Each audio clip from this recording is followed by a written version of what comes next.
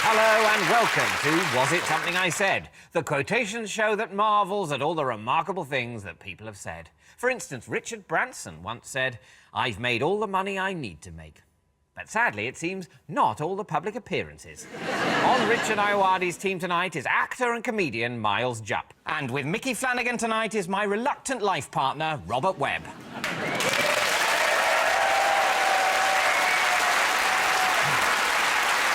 And here to read out our quotations is an actor who once said, "I'm a great worrier, truly, all the time. Worry, worry, worry. Still asking myself, will I ever make it?" Well, if the question was, on to a Channel 4 panel show, the answer is yes. Please welcome actor and star of Game of Thrones, Charles Dance.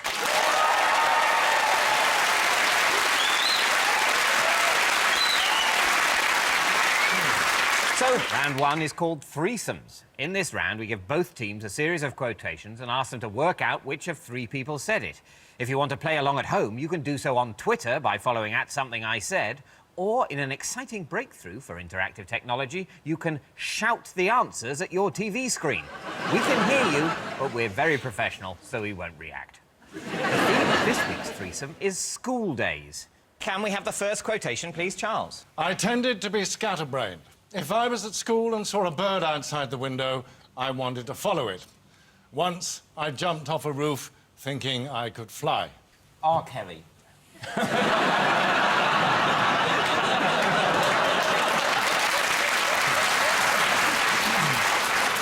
I don't really know who he is. No, he's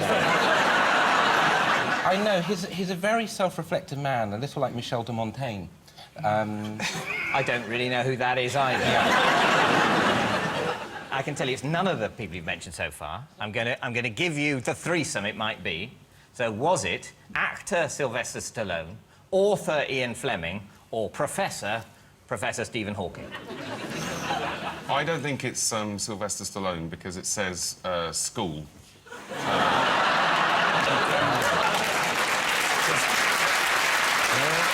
As we all know, he didn't go to school. He sprang fully formed from a block of solid rubber.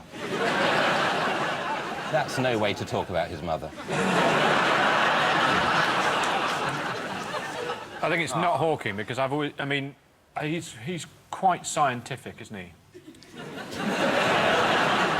I think it is Hawking because he was thinking about the universe the whole time, and he's like black holes and everything. He's basically a Time Lord, and he's got a lot of stuff going through his mind, and it's very difficult to expect him to concentrate on the formation of an oxbow lake. And he might just, you know, he might have been a bit scatty at school. You think it happened during geography? Yes. I can give you a clue. This person was bullied at school. Ah, Stallone. You think it's Stallone? Yeah, because this is what it's all about. The bullying led to... Oh, I can't wait to be Rocky. Yeah. Oh, I wish I was Rocky. Yeah. I won't do that when I'm Rocky. They drew first blood! They drew first blood! You're going Stallone? We're going Stallone. Yeah. And Richard and Miles? I think Ian Fleming is more likely. We won't provide reasons. You refuse to give I reasons? refuse reasons. Well, the answer is Sylvester Stallone. So...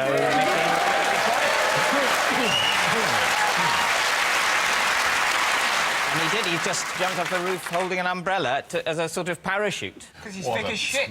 Yeah. Do you know what other safety precaution he took? He was wearing a superhero costume under his school uniform. And do you know what he was voted at junior high school? Most likely to end up in a montage.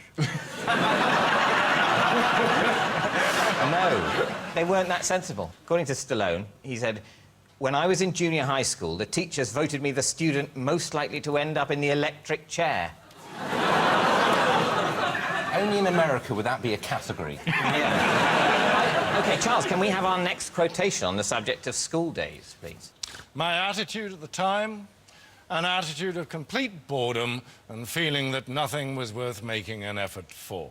So whose attitude was one of complete boredom? Was it Stallone, Fleming, or Hawking? David, can I point something out? Yeah. It's that boredom doesn't have an E in, which would make me think of Sylvester Stallone. Is that part of the quote, or is that... That spelling is a correct quotation. OK, Stallone, final answer.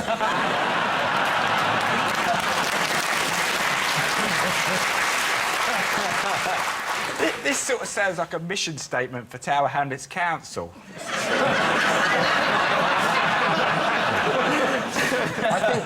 Isn't that their crest? The person that said this also said, in the end, I did learn to read, but not until the fairly late age of 8. Sir Ian Fleming, final answer. Well, Final answer, David. I will say you are devaluing the words final answer. No, because each time I say it, it is final.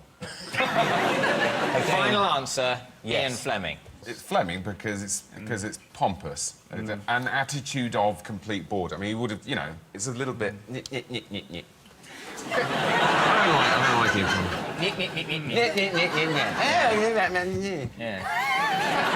Bond got out of his car. You're both going, Ian Fleming. Well, the answer is Professor Stephen Hawking. Don't boo the professor. The glaring spelling mistakes in many of Stephen Hawking's quotes, including the misspelling of boredom, are deliberate and aid pronunciation by his speech synthesizer. So that explains that. So that's the end of the round, and a quick look at the scores tells me that Mickey and Robert are in the lead.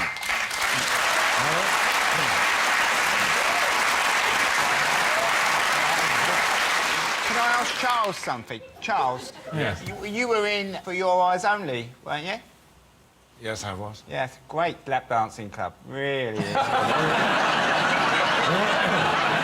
The Southampton one is fantastic. Is it? Oh, yeah. But when you were in For Your Eyes Only, was it amazing fun to be in a Bond film, or was it just like another job? I had one line, which the director wanted to cut, and Roger Moore, bless him, said, no, you can't cut the line. It's very important. He said, all right, Charles, you hang on to the line, Charles. And he kind of resented me for the rest of the film. Having to restore my line, I think. And now Charles wants to say his line. All right, come on. Can you remember your line? Yes, get in.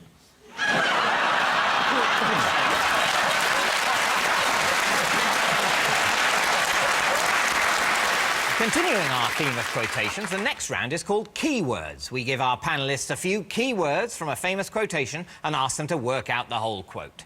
So, basically, you'll only get about one word in 4. A bit like listening to digital radio in Cornwall. The team that gets nearest the actual wording scores the points. Now, this is from a quotation by Martin Luther King Jr. As the first clue, please could you give the keywords, Charles? Have and dream.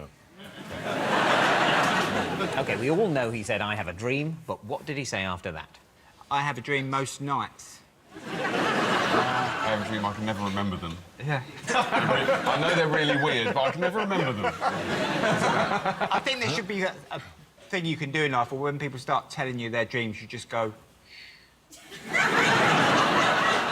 would have slightly marred that occasion, though, wouldn't it? I think the response...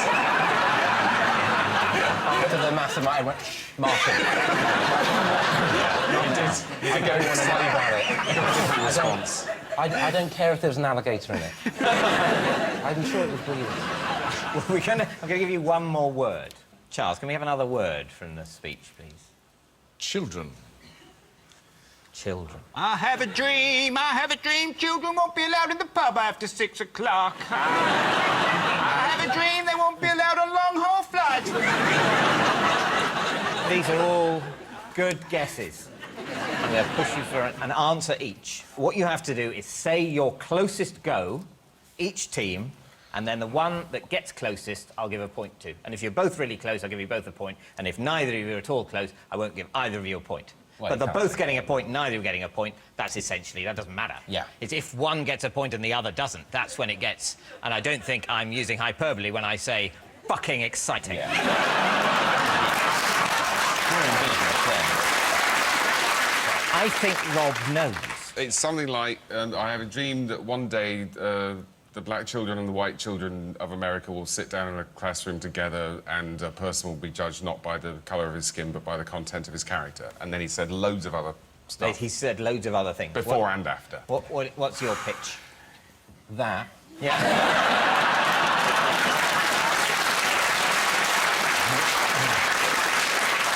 With the addition of, because this is the bit I remember, it's 4 children, because I thought, oh, he's managing to get a lot done and cope with the childcare. Because 4 children, that's no picnic. I think I'm tremendously impressed. Charles, can you give us the full quotation, please? I have a dream that my 4 little children will one day live in a nation where they will not be judged by the colour of their skin, but by the content of their character.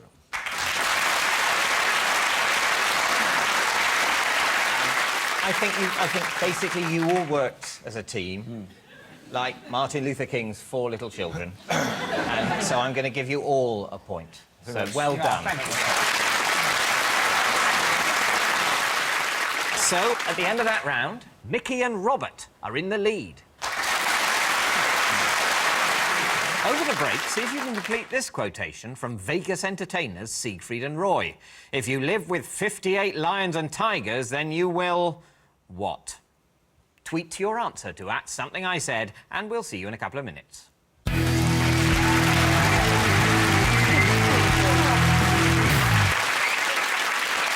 Welcome back to Was It Something I Said? Before the break, we asked you to complete this quotation from Siegfried and Roy.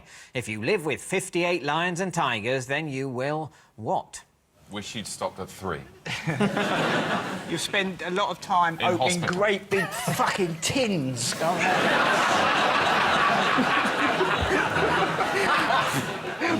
yes.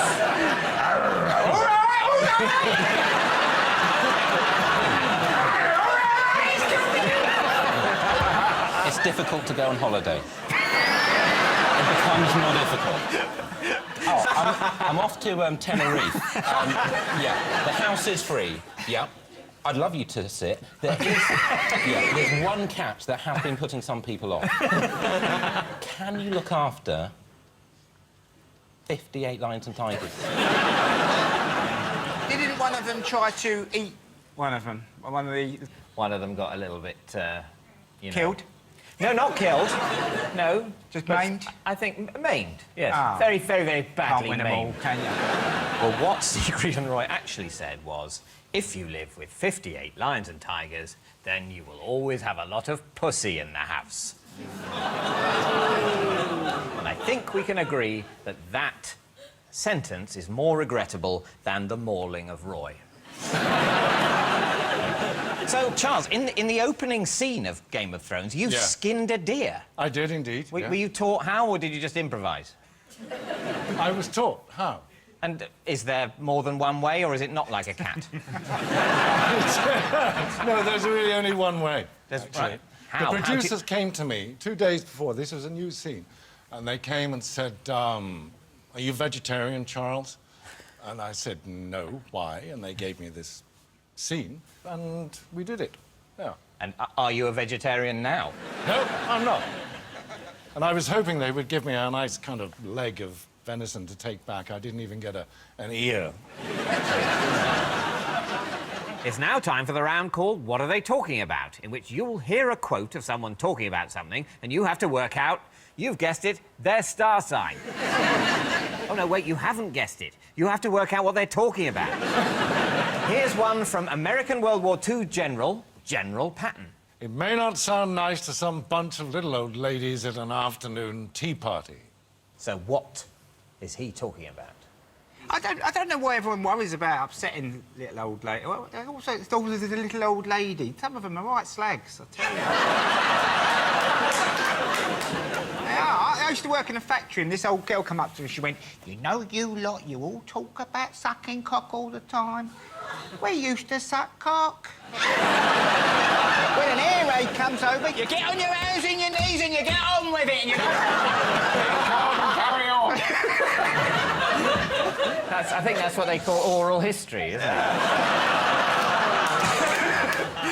I've got a sort of image of Mickey's grandmother saying, you can tell that story, but can you say that it was at work or something?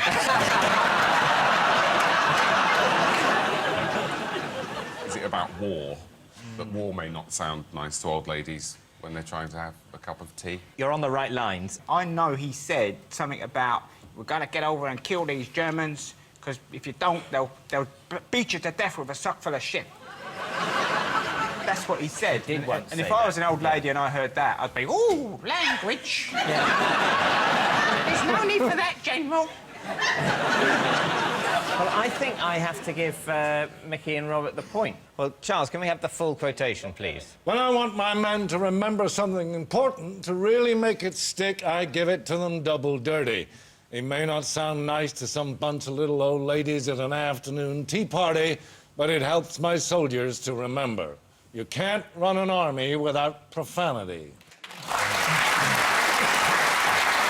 Patton was talking about his copious profanity when motivating his men. It was Patton's devotion to military profanity which caused him to petition so passionately to end the war by dropping the C-bomb on Japan. Do you want to hear some more of Patton's remarks? You were absolutely right, Mickey, that he said a man has to be alert all the time if he expects to keep on breathing. If not, some German son of a bitch will sneak up behind him and beat him to death with a sock full of shit. How long do you think it would take to kill someone with a sock of shit? I think they'd end up going, could you go and get something a bit heavier, please? I don't think you have that option. When someone's chosen that particularly sadistic form of execution, you just have to wait. It might take years. It might be some infection caused by the shit that gets you in the end, rather than the impact of the sock. So that's the end of the round, and a quick look at the scores tells me that Mickey and Robert are in the lead. Our next round is the Was It Something I Said round, in which each team has to work out who said the following quotations. It'll be from someone on the show tonight, or our virtual guest, Mike Tyson. I'm afraid he can't be with us tonight, although not half as afraid as I would be if he could. So first up is Mickey's team. Who said the following? Was it Richard, Miles, Charles, me, or someone we'd rather not be mistaken for, Mike Tyson? I had a letter from the father of my then girlfriend forbidding me to see his daughter ever again. It was horrendous. I don't think it's Mike Tyson. I don't think he would think it was horrendous. Yeah. I think he'd just go around and bite the man's ear off. Definitely not yourself. I know David has a couple of then girlfriends, but I can't imagine either of their fathers forbidding you from doing anything, really. No. I think this is erring towards Charles. It's the sort of thing he would say. Forbidding is a little bit old school. Well, I'm just that, you know... Obviously, you know, our father... It's all right, Charles. Yeah. Of a generation where our fathers were all hippies, whereas the father of a young lady you might be dating would have been from the 30s. The father of. No, I'm not saying you're from the 30s. Jesus. What are you saying, Charles? I think we're going to go for Charles. I had a letter from the father of my then girlfriend forbidding me to see his daughter ever again. Boris Johnson isn't one of the options. It's beautifully constructed. A letter from the father of my then girlfriend forbidding me to see... It's Charles. It's Charles. Yeah. It is Charles. Yeah. Hooray!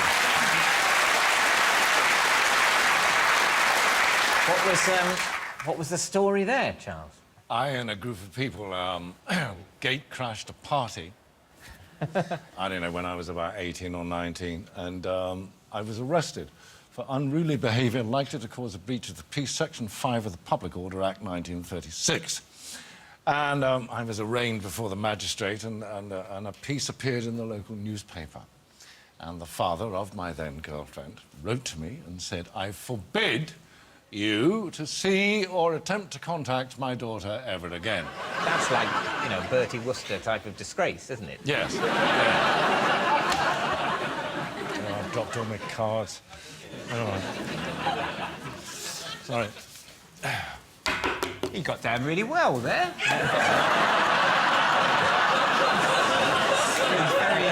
Well done, Charles. Thank you very much. Thank you. So next up, it's Richard's team. Who said the following? Was it Mickey, Robert, Charles, me, or Mike Tyson? My first proper kiss was from Cara Shucksmith when I was 13 or 14. Cara Shucksmith. One member of the opposite team looks quite bashful about this.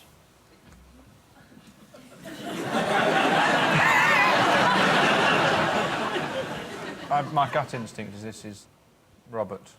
Do you think Charles would remember that it was... I doubt it was as late as 13 or 14. I was Mr. 7. Charles Dance, for heaven's sake. Yeah. It would have been... The first time I stayed the night, I was 8. She was 20. Let's just clear Cara Shucksmith?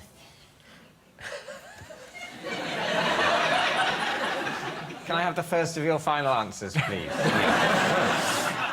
I think it's Robert. Well, you're absolutely right. It was Robert Webb.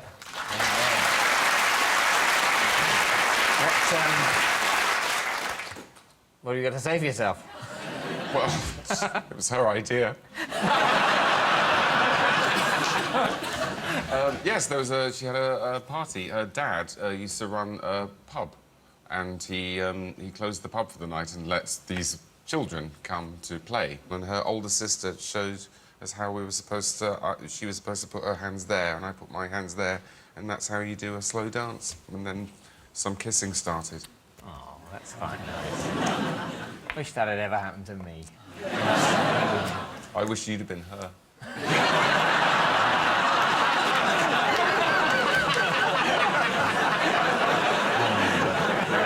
That's... Saved a lot of time.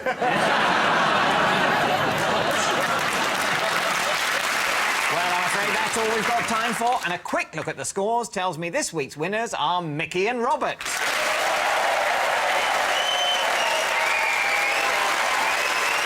Thank you to Mickey and Robert, Richard and Miles, and to our guest narrator, Charles Dance. And we leave you with some lines by T.S. Eliot. What we call the beginning is often the end, and to make an end is to make a beginning. With which in mind, it only remains for me to say, welcome to the show, good night. Tomorrow night at 10 we go back to Manchester, a new year at uni, a new housemate and a brand new series of fresh meat. But back to tonight, and with a pricey divorce on the cards, Stephen has some serious decisions to make. Toast of London is coming next.